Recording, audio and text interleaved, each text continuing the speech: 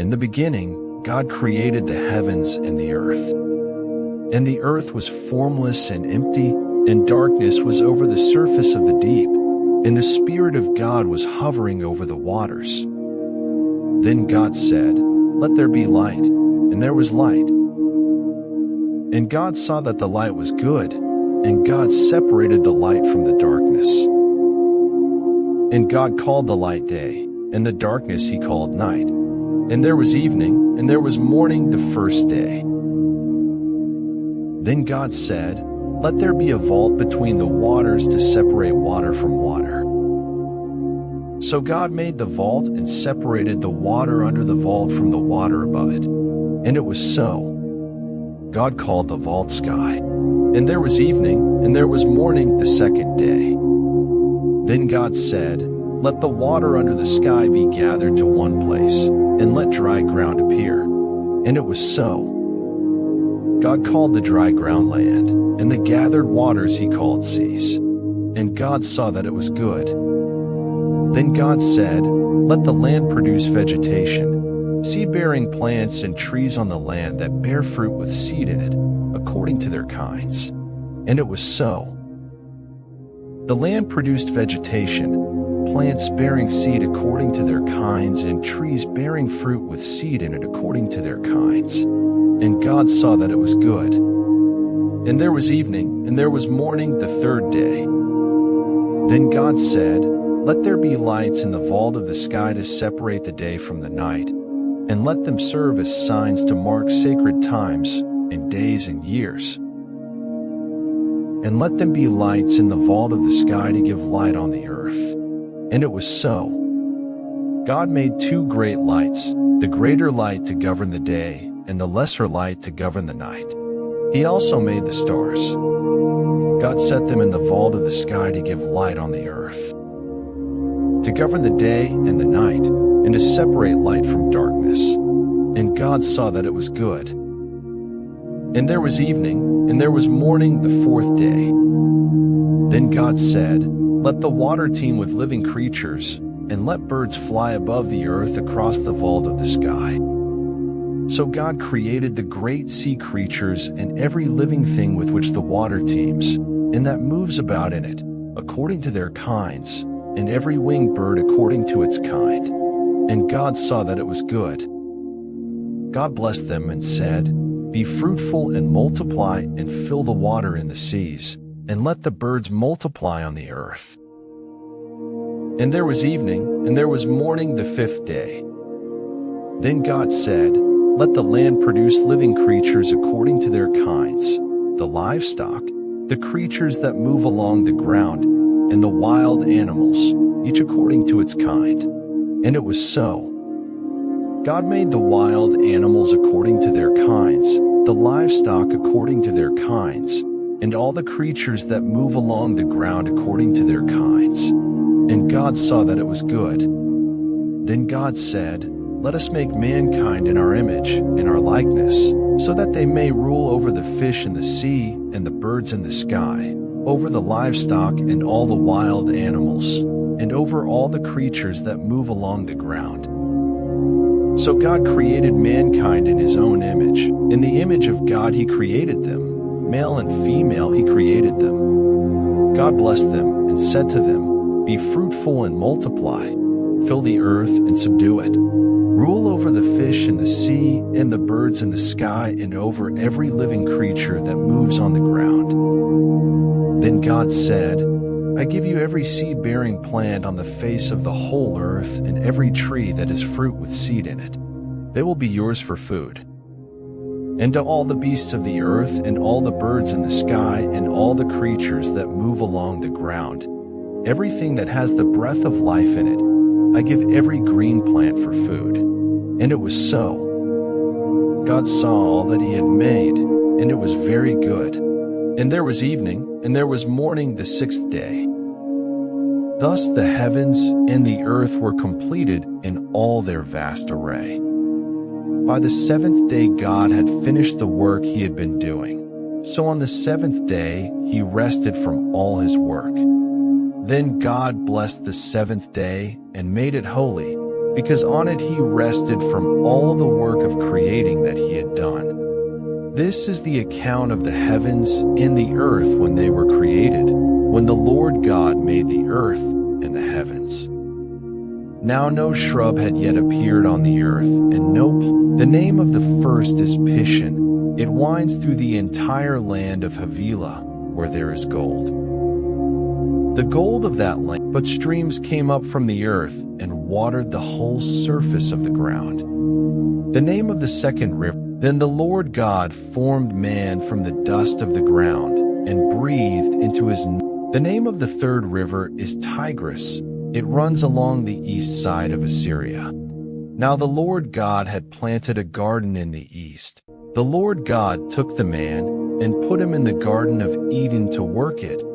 The Lord God made all kinds of trees, and the Lord God commanded the man, "You are free to eat from any tree in the garden, but you must not eat from the tree of the knowledge of good and evil, for when you eat." A river watering the garden flowed from Eden. The Lord God said, "It is not good for the man to be alone. I will make a helper suitable for him." Now the Lord God had formed out of the ground all the wild animals and all the birds in the sky. He brought them to the man to see what he would name them. And whatever the man called each living creature, that was its name. So the man gave names to all the livestock, the birds in the sky, and all the wild animals. But for Adam no suitable helper was found. So the Lord God caused the man to fall into a deep sleep. And while he was sleeping, he took one of the man's ribs and then closed up the place with flesh. Then the Lord God made a woman from the rib he had taken out of the man, and he brought her to the man. The man said, "This is now bone of my bones and flesh of my flesh. She shall be called woman, for she was taken out of man. That is why a man leaves his father and mother and is united to his wife, and they become one flesh." Adam and his wife were both naked, and they felt no shame. Now the serpent was more cunning than any of the wild animals the Lord God had made. He said to the woman, "Did God really say, 'You must not eat from any tree in the garden'?"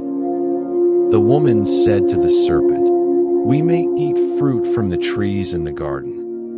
But God did say, 'You must not eat fruit from the tree that is in the middle of the garden, and you must not touch it, or you will die.' You will not surely die," the serpent said to the woman. "For God knows that when you eat from it your eyes will be opened, and you will be like God, knowing good and evil." When the woman saw that the fruit of the tree was good for food, pleasing to the eye, and also desirable for gaining wisdom, she took some and ate it. She also gave some to her husband, who was with her, and he ate it. Then the eyes of both of them were opened, and they realized they were naked. So they sewed fig leaves together and made coverings for themselves. Then they heard the sound of the Lord God as he was walking in the garden in the cool of the day, and the man and his wife hid from the Lord God among the trees of the garden. But the Lord God called to the man, "Where are you?" He answered, "I heard you in the garden, and I was afraid because I was naked, so I hid." And he said, "Who told you that you were naked? Have you eaten from the tree from which I commanded you not to eat?" The man said, "The woman you put here with me, she gave me some fruit from the tree, and I ate it." Then the Lord God said to the woman, "What is this you have done?" The woman said, "The serpent deceived me, and I ate." So the Lord God said to the serpent, "Because you have done this, cursed are you above all livestock and all wild animals. You will crawl on your belly, and you will eat dust all the days of your life. And I will put enmity between you and the woman, and between your offspring and hers. He will crush your head, and and you will strike his heel." To the woman he said, "I will greatly increase your pain in childbearing. With pain you will give birth to children. Your desire will be for your husband, and he will rule over you." To Adam he said, "Because you listened to your wife and ate fruit from the tree about which I commanded you, you must not eat from it. Cursed is the ground because of you. Through painful toil you will eat food from it all the days of your life. It will produce thorns and thistles for you, and you will eat the plants of the field. By the sweat of your brow you will eat your food until you return to the ground, since from it you were taken. For dust you are, and to dust you will return." Adam named his wife Eve, because she would become the mother of all the living. The Lord God made garments of skin for Adam and his wife and clothed them. And the Lord God said, "The man has now become like one of us, knowing good and evil. He must not be allowed to reach out his hand and take also from the tree of life and eat, and live forever." So the Lord God banished him from the Garden of Eden to work the ground from which he had been taken. After he drove the man out, he placed on the east side of the Garden of Eden cherubim and a flaming sword flashing back and forth to guard the way to the tree of life. When Adam was with his wife Eve, she conceived and gave birth to Cain. She said, "With the help of the Lord I have brought forth a man." Later she gave birth to his brother Abel. Now Abel kept flocks, and Cain worked the soil. In the course of time, Cain brought some of the fruits of the soil as an offering to the Lord. And Abel also brought an offering, fat portions from some of the firstborn of his flock. The Lord looked with favor on Abel and his offerings. But on Cain and his offering he did not look with favor. So Cain was very angry, and his face was downcast. Then the Lord said to Cain, "Why are you angry? Why is your face downcast? If you do what is right, will you not be accepted? But if you do not do what is right, sin is crouching at your door. It desires to have you, but you must rule over it." Now Cain said something to his brother Abel. And while they were in the field, Cain attacked his brother Abel and killed him. Then the Lord said to Cain, "Where is your brother Abel?" He said, "I don't know. Am I my brother's keeper?" The Lord said, "What have you done? Listen, your brother's blood cries out to me from the ground. Now you are under a curse and driven from the ground, which opened its mouth to receive your brother's blood from your hand. When you work the ground, it will no longer yield its crops for you. You will be a restless wanderer on the earth." Cain said to the Lord, "My punishment is more than I can bear. Today you are driving me from the land, and I will be hidden from your presence. I will be a restless wanderer on the earth, and whoever finds me will kill me." But the Lord said to him, "Not so. Anyone who kills Cain will suffer vengeance 7 times over." Then the Lord put a mark on Cain so that no one who found him would kill him. So Cain went out from the Lord's presence and lived in the land of Nod, east of Eden. Cain made love to his wife, and she conceived and gave birth to Enoch. Cain was then building a city, and he named it after his son Enoch. To Enoch was born Irad, and Irad was the father of Mehujael, and Mehujael was the father of Methuselah, and Methuselah was the father of Lamech. Lamech married 2 women, one named Ada and the other Zillah. Ada gave birth to Jabal. He was the father of those who live in tents and raise livestock.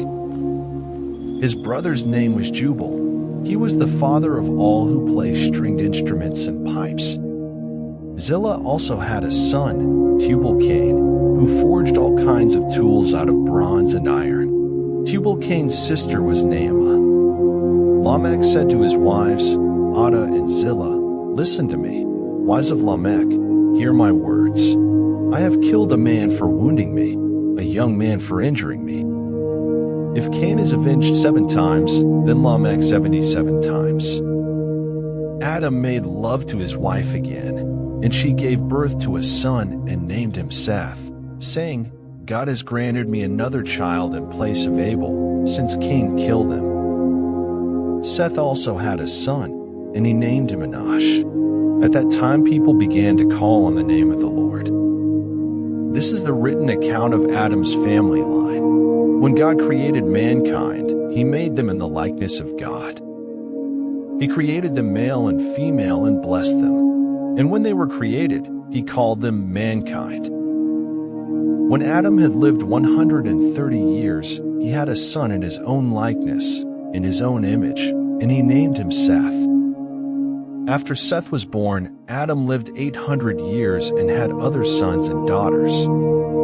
Altogether, Adam lived a total of 930 years, and then he died. When Seth had lived 105 years, he became the father of Enosh. After he became the father of Enosh, Seth lived 807 years and had other sons and daughters. Altogether, Seth lived a total of 912 years, and then he died. When Enosh had lived 90 years, he became the father of Canaan. After he became the father of Canaan, Enosh lived 815 years and had other sons and daughters. Altogether, Enosh lived a total of 905 years, and then he died. When Canaan had lived 70 years, he became the father of Mahalalel. After he became the father of Mahalalel, Canaan lived 840 years and had other sons and daughters. Altogether, Canaan lived a total of 910 years, and then he died. When Mahalalel had lived 65 years, he became the father of Jared. After he became the father of Jared, Mahalalel lived 830 years and had other sons and daughters. Altogether, Mahalalel lived a total of 895 years, and then he died. When Jared had lived 162 years, he became the father of Enoch.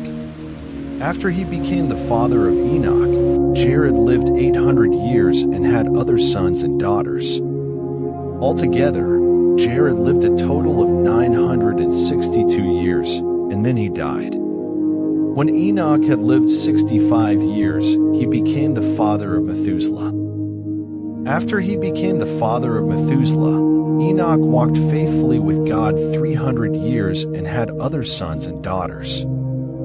Altogether, Enoch lived a total of 365 years. Enoch walked faithfully with God. Then he was no more, because God took him away. When Methuselah had lived 187 years, he became the father of Lamech. After he became the father of Lamech, Methuselah lived 782 years and had other sons and daughters. Altogether, Methuselah lived a total of 969 years, and then he died. When Lamech had lived 182 years, he had a son. He named him Noah and said, "He will comfort us in the labor and painful toil of our hands caused by the ground the Lord has cursed." After Noah was born, Lamech lived 595 years and had other sons and daughters. Altogether, Lamech lived a total of 777 years, and then he died. After Noah was 500 years old, he became the father of Shem, Ham, and Japheth. And so, the lineage from Adam to Noah is complete. But what led to the great flood? Why did God choose Noah? The answers lie in the next part of this divine journey, coming in the next video. Have a happy life listening to Holy Bible.